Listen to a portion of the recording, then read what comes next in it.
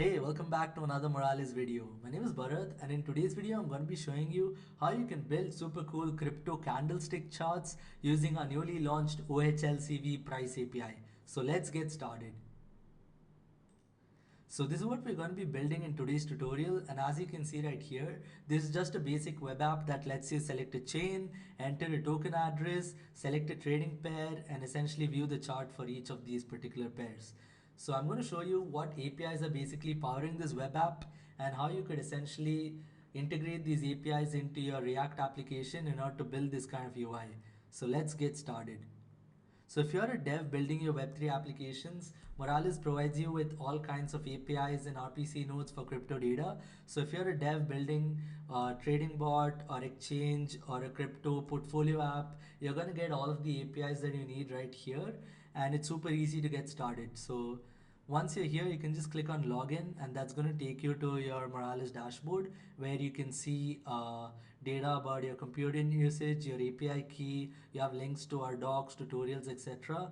And our What's New tab kind of gives you all of the new features as we launch them. So what you see right here is the OHLCV candlestick chart widget, and this is basically a widget which you can directly embed in your token page or on your website without a single line of backend code. So I'm going to show you this in a separate video, how you can just embed a chart in your website. However, in today's video, we're going to be going over how you can integrate the candlestick prices API in order to show or build candlestick charts for your token. So let's get started. So you can basically head over to docs in order to get started, and our docs is available right here at docs.moralis.com. So once you're here, you can head over to token API, and that's gonna take you to our token API page. So again, our API is basically live on both EVM and Solana, which means you can just switch to Solana, and I'll show you how you can get the candlestick data for a token on Solana as well. So now that we're here in token API, you can click on get token price, and that's going to show you like all the APIs available, and you can just click on get pair candlesticks. So this is our newly launched API, and this is going to give you OHLCV data across wide range of time frames, be it real time or historical, and you're going to get all of that data to plot into your candlesticks chart. So now you can click on method documentation, and that's going to take you to this particular page. And like you can see right here, if you're interested in getting a direct embed, which means you don't have to integrate the API, you can just directly embed the chart on your website. You can check this out, and I'll also record another video where I cover how you can embed your chart on your website. But if you're looking for the OHLCV data through API, there you go. This is basically it. So you can just copy your API key from here, and as soon as you've done that, you can just paste it right here, and now you can basically view the candlestick data by just putting the pair address of the token that you want to look up. So for this, I'm going to actually head over to moralis.com, which is a crypto terminal powered by Moralis APIs, and over here I'm just going to search for the WBTC token. So we have it right here.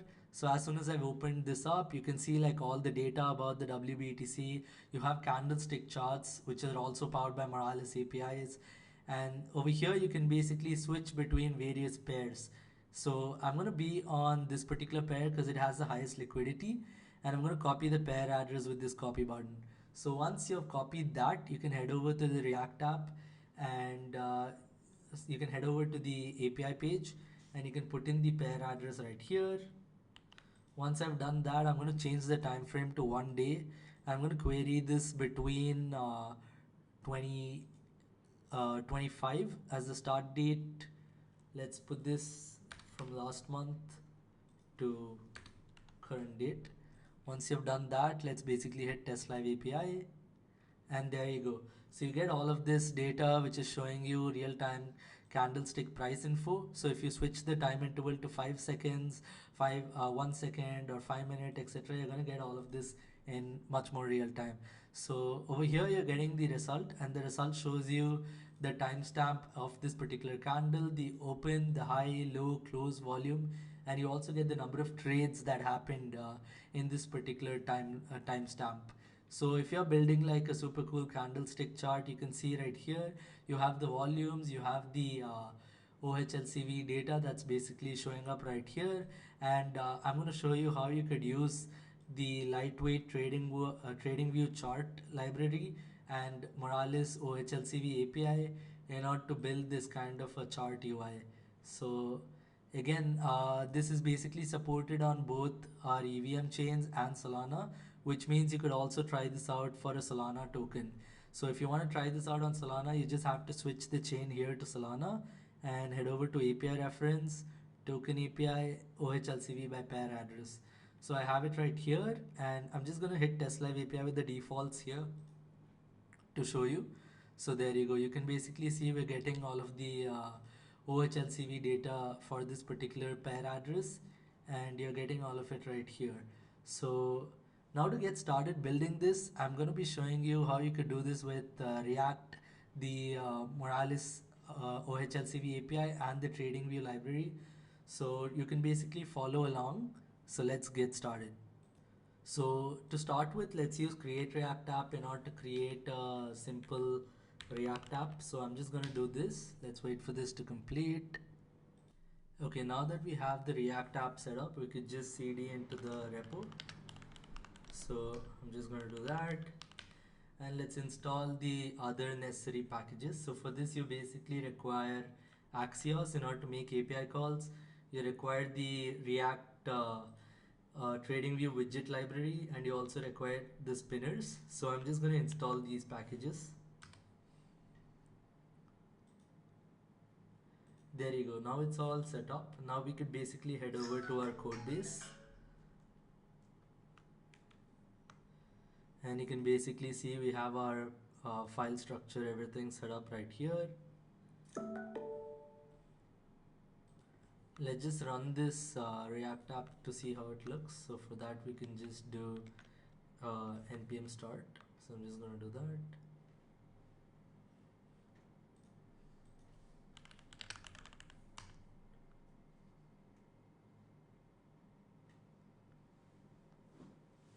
And there you go. Now we have it running. So if you want to start with building this, let's look at what components and stuff we need to make for building this.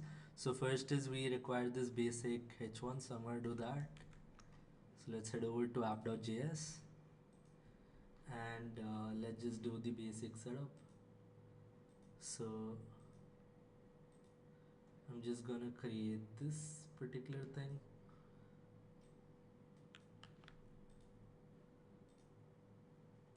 So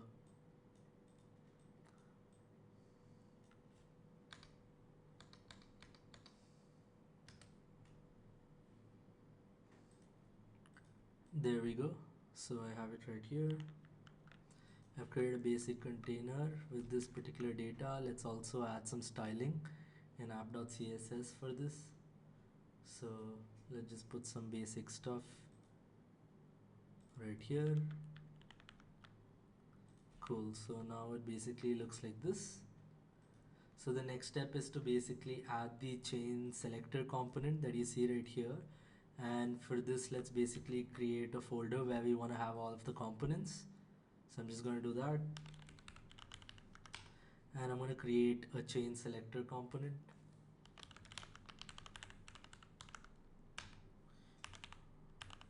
Yep. So now that we have the chain selector component created, let's basically import this chain selector component onto app.js.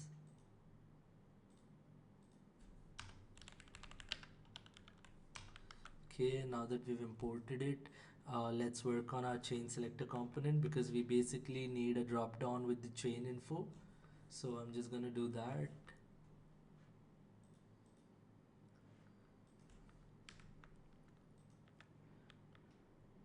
Cool. So there you go. So we basically have our drop down, and we have like a placeholder that says select chain, which is a label, and you have all of the options right here. So these options basically determine what actually gets called in the API responses. So if you look at API requests, so if you look at for EVM, you have like the chain drop down as well. So if I were to switch to EVM and I head over to the token candlesticks, so I'll just get over to this.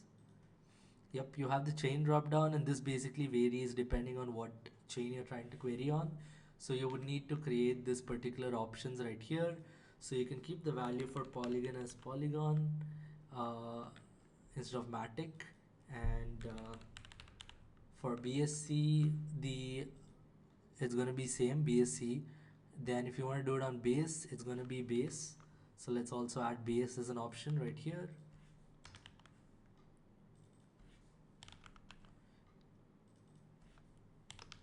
Alright, so now that we have the chain selector component kind of done, the next step would be to update this app.js with this particular component, and that's what I'm going to do. So we're going to create a state variable for keeping track of what chain the user is trying to set. So is going to do use state right here. That's it. We also need to import use state, which means let's do that.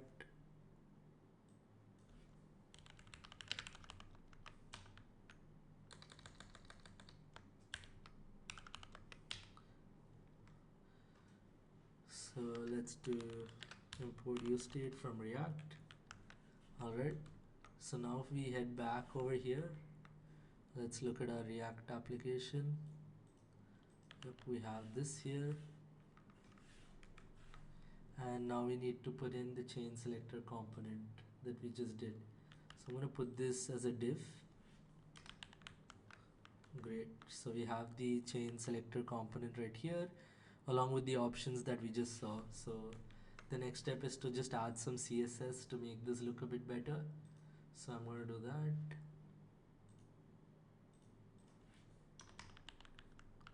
So there you go. So now you have the chain selector with the drop down. So whenever you select a chain, you're going to set that in the set state. So now that we have the chain selector component all done, the next step would be to actually get the token input. So over here, if you see, we want to input the token address. So we're going to create a token input component for this. So let's go back to our components and create a token input.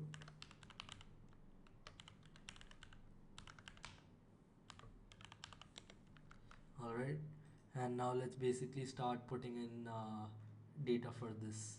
So if you want to see this particular thing, what we're gonna do is we're gonna create the token input which has the token address,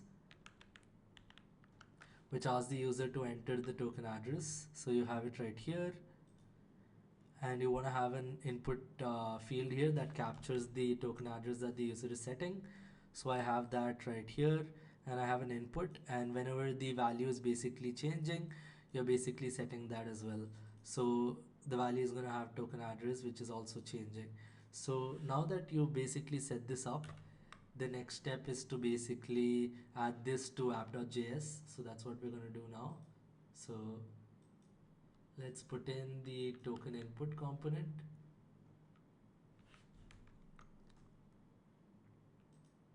Just below chain selector. Okay, we need to import the token input.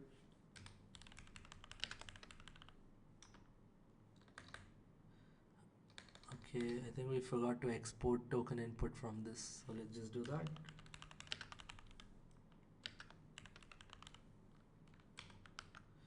Okay, now we should be able to import the token input. There we go. Now if we were to go back, okay, we need to import use state, so I'm just gonna set that up as well. Yep, now we basically have that all set. So you have your input field where the user can enter the token address, and next is basically creating this button.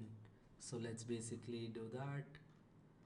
So when the button is basically clicked, we want to actually fetch all of the token pairs for this particular token address.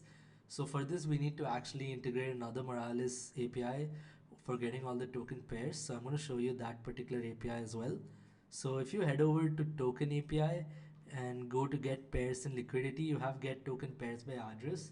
So if you put in like address of a token, you're going to get all of the pairs for that particular token. So if you want to try that out, you can just put in the WBTC address, and if you hit test live API, you will be able to see all of the pairs. So that's what we see right here. You're getting the response with all of the token pairs for WBTC, and you're also getting info about like the exchange name, the pair label, the pair address.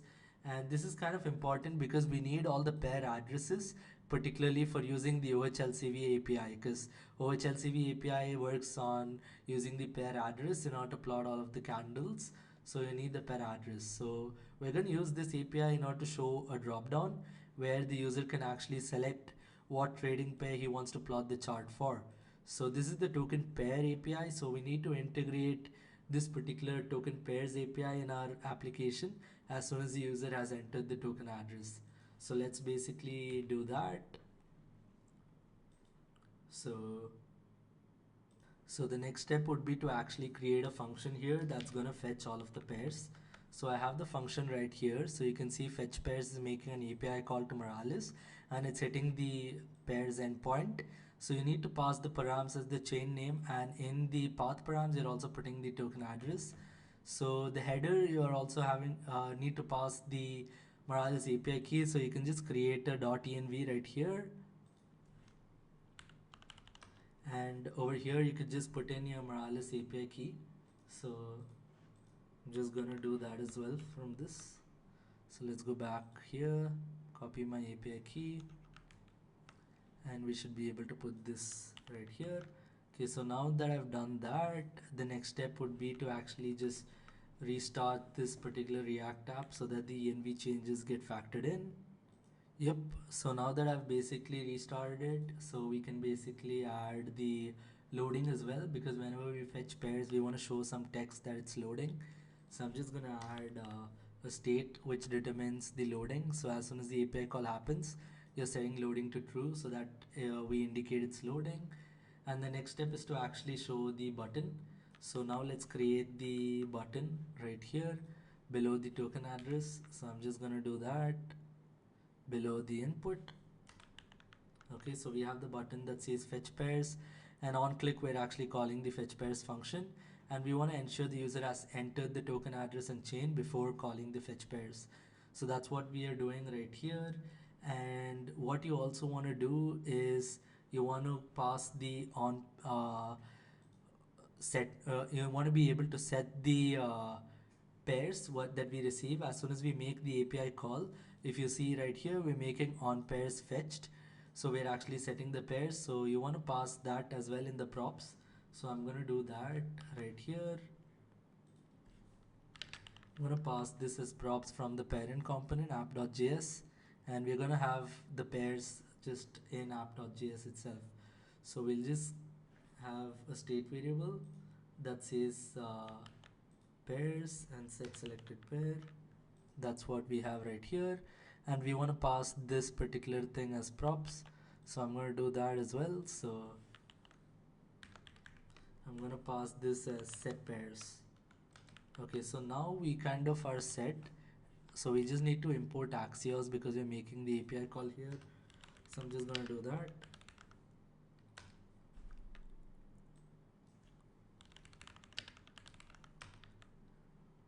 Okay, we just need to do this.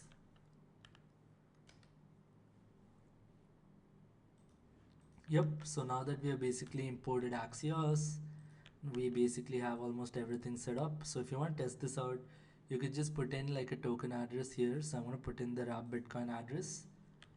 Click on fetch pairs. If you look at the network tab, you'll know, okay, this was the API request that we just did. So now we'll also put this in our console, so we are able to know that the pairs were fetched. So what I'm going to do now is, as soon as this API call is happening, I'm just going to console log this.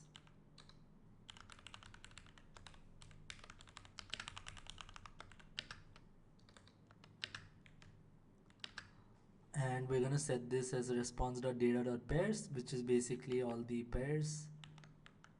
Yep. So now if you were to try this out, you're going to get it in the console itself. There you go. So you get all of the pairs, you get the pair data, and this is actually using this particular API, get token pairs by address. So you're getting the data about the exchange liquidity that's present, basically all of that across all the pairs. And we kind of want to show all of these pairs in a drop down so that the user can actually select a pair to plot the chart. So that's what we're going to do next. So let's basically check this out. So we also need to just show the loading text when it's loading. So for that, I'm just adding in this particular div that just says loading pairs when the state of loading is set to true. So that's what we see right here. When you click on fetch pairs, you can see this text, and that's kind of indicating the pairs are loading. So now that we have all the pairs all sorted, let's basically ensure that we send all of these pairs sorted by liquidity. So I'm going to actually sort all of these pairs before it's being set by using the on pairs fetched hook. So for that, let's actually just implement some sort of sort function right here. So I'm just going to do that over here. Now that we have done that, then we can basically set this as the sorted pairs. So let's just do this here. And now if you actually console log this, you should be able to see it out.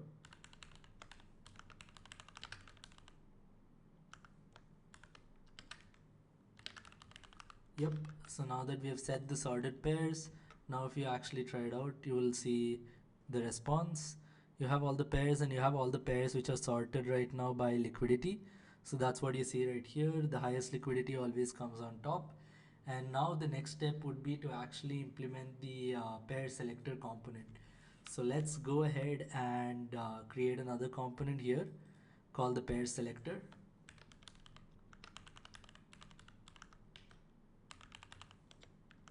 Okay, so now that we have the pair selector component ready, let's basically put in the code for it. There you go. So what you're actually doing right here is you're gonna have a label that says select your trading pair, and you basically have a drop down along with a bunch of options in it. So each option basically contains the pair label, the pair exchange name, and the liquidity in that particular option. And all of this is using the pairs array that we just did in the previous step. So as soon as fetch pairs is done and we basically set the pairs in app.js, so our app.js has the pair state, and now we're going to pass this on to the pair selector component. And this particular component is actually going to use the pairs array in order to actually show them as options in a particular drop down. So we have that set right here. So we need to add this particular thing to app.js in order to see this. So let's do that right below the token input. So we also want to show the drop down only after we have fetched at least one pair, because we don't want to show the drop down to select pairs before we have any pairs. So I'm going to add that condition as well. So as soon as we have a pair, we're going to show the pair selector component, and the pair selector component actually just renders a drop down with options. So now if we try it out, okay, we need to actually have the set selected pairs. So we need to have the currently selected pair and the option to select new pairs. So let's just have a state variable here that lets us do that, and we're passing that as the props which you see right here. So as soon as you see it right what you see right here, pair selector is not defined. That's because we didn't import the pair selector component. So let's do that, and there you go. So now if we select chain, let's put in the wrap Bitcoin address, we should be able to get the drop down. There you go. So now you get all of the trading pairs right here, and all of this is sorted by the liquidity which you see right here. So you have the increasing, the high liquidity on top and the lower liquidity on bottom. So now that we have all of the pairs, we have like the liquidity values, all of that. What we can do now next is to actually create the candlestick chart. So that's what I'm going to do right now. So let's create a separate component called candlestick chart.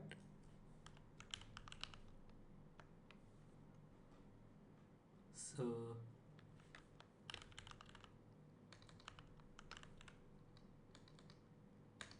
I'm just going to name this candlestick chart.js, and I'm going to put in the code for that.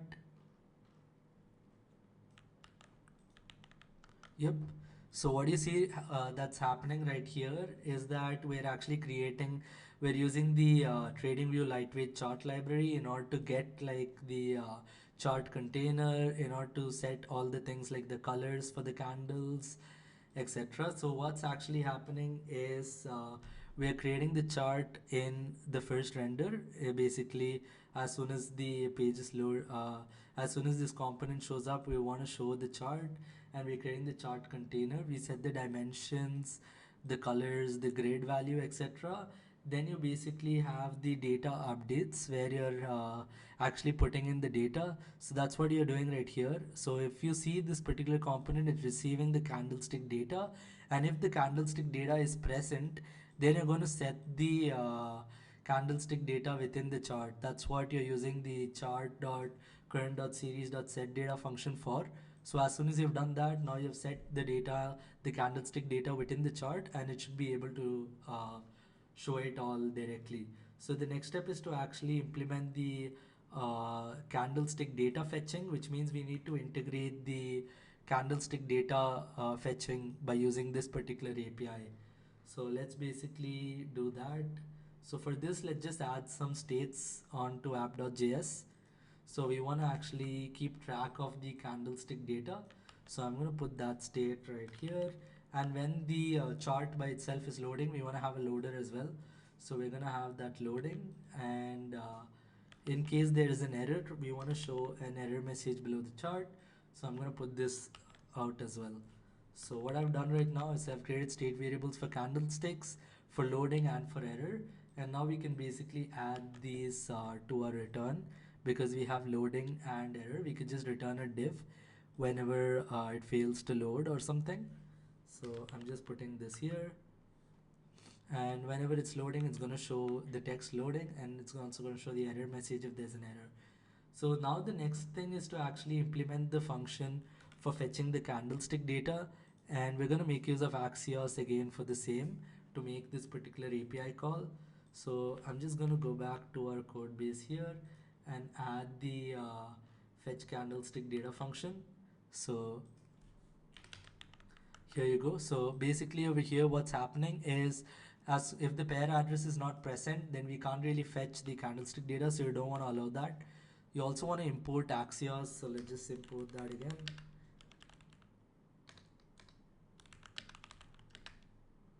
So let's just do this. Yep, now that we've imported Axios, that error must have disappeared. Okay, now you're basically calling the API in order to get the candlestick data, and this is where the API call is happening, and you basically get the data, and we're also sorting the data based on the timestamp, so we ensure that we're plotting the candlestick in the right way, just as a precaution. Once you have done that, you can set the loading to false, which means we have fetched all of the candlestick data. So the next step is to actually create a use effect that's going to ensure that when a particular pair is selected, you want to refresh this every 10 seconds. So I'm just going to do that now, so that we always have our chart to be in real time. So I'm going to just add this to our use effect. Okay, so if a pair is selected, then you want to fetch the candlestick data for that particular pair. As soon as you have done that, it's basically going to set it on to the candlestick data state variable, and we're also going to set an interval for which we want to keep calling. So I'm going to set the interval ref as well. So let's import that, use ref right here. Okay, now that we have done that, the next step is to actually render the chart, and that's what I'm going to do right here now. So we can basically show the chart right below this div, and if you go back here, we want to import the use effect for this, and you also want to import the candlestick chart component. Okay, now that we have kind of done that, now we should be able to try it out. I'm going to put in Ethereum. I'm going to put in the token address for WBTC, and let's hit fetch pairs. So now it's going to show us all the pairs in the drop down, And as soon as we click on a pair and select it, then you will basically see the chart that's getting plotted right here. So that's how easy it is to actually integrate the OHLCV pair by pair address API in order to plot this chart. So we're getting the candlestick data, and as soon as we're getting that, we are passing that on to the candlestick chart, and the candlestick chart component gets triggered here, and it's gonna actually plot all of our horizontal lines, vertical lines, etc. in order to show this kind of candlesticks right here. So now that we have basically tested this, let's look at our existing chart here. So you can see we need to also show details about the chart. So you want to show WBTC slash this thing, the pair address, the liquidity. So we'll have a chart info section over here. So for that, what we can do is we can just head back to our app.js, and right before that we should be able to see it right here. Right before the chart is basically rendered, we want to have a section where we show info about the candlesticks. So I'm going to add that. So what you see right here is if the candlesticks are data is fetched, then we're actually going to show some info about that. We're going to show the pair label, we're going to show the exchange name, we're going to show the pair address, and we're also going to show the liquidity value. So that's what we're doing right here. So let's just remove this because we have already added the candlestick chart component right here. So if you look at this code, actually what's happening is we are getting the pair address and pair label from the currently selected pair, and you're basically showing in the details about the exchange name, the pair label, the liquidity, all of that, and below that you have the candlestick data chart. So we can just add in some CSS so it looks a bit better. So I'm just gonna do that right here.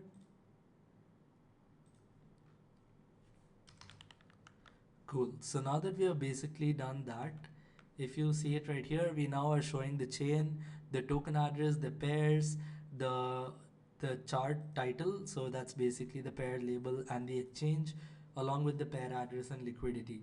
So that's essentially how easy it is to integrate the OHLCV API in order to build this. So right now what we did was we just integrated the EVM API. So this means that it will work for all of the EVM chains.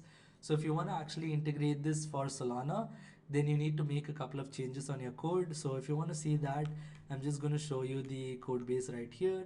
So I have this right here wherein for each component that makes an API call. So one is to token pair stat, one is to get the token pairs, which is basically happening within the pair select within the token input component. So let's basically check this particular component over here, and in case it's Sol, you want to make an API call to this particular endpoint to get all of the pairs, and if it's EVM, you want to make an API call to this particular endpoint. So that's one change you would have to make, and you would need to handle the response data differently because the values are returned differently for both Solana and EVM. So you could just ensure you do that. And next thing is to basically ensure the place where you're calling the fetch candlestick data, which is in app.js. So over here you have the fetch candlestick data, and in case it's Solana, you want to call the Solana endpoint, which is happening right here. So these are some of the main changes that you need to do if you want to make it work for Solana as well. And I'm also going to link the repo that supports both EVM and Solana on the description, so you can directly clone the app and try it out yourself. So if you enjoyed this video, feel free to give it a thumbs up and subscribe so that you can stay tuned to our further videos. Thank you.